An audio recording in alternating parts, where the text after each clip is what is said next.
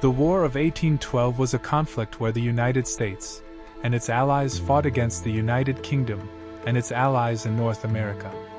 It started on June 18, 1812, when the United States declared war on Britain.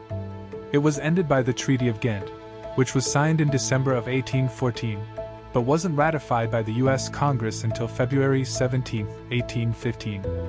Long-standing disagreements over North American territorial expansion and British backing for the Native American leader Tecumseh and his Confederacy, which opposed American colonial settlement in the Old Northwest, were the main causes of the tensions on the American side. These tensions increased in 1807 when the Royal Navy imposed stricter regulations on American trade with France and forcefully recruited sailors into military service who were British nationals at birth, including those who had obtained U.S. citizenship.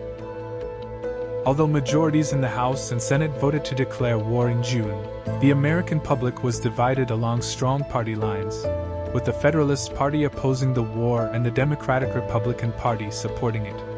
It was not until late July that the United States learned Great Britain had made certain concessions in an effort to prevent war. But by that time, the war had already started.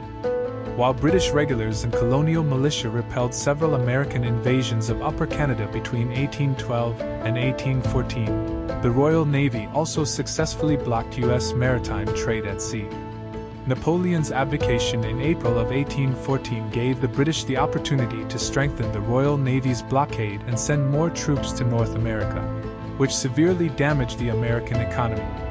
The other side of that, however, was the damage done to the British economy by the U.S. trade embargo. This brought both sides to desire an end to the conflict, and in August of 1814, peace talks began in Ghent, a port city in Belgium. These talks were also impacted by the Federalists taking action at the Hartford Convention to vocalize their continued opposition to the war in December. As the fighting continued, American forces had triumphs at Baltimore and Plattsburgh in September, which put a stop to warfare in the North. But not before British forces took control of Washington the same month the peace talks began.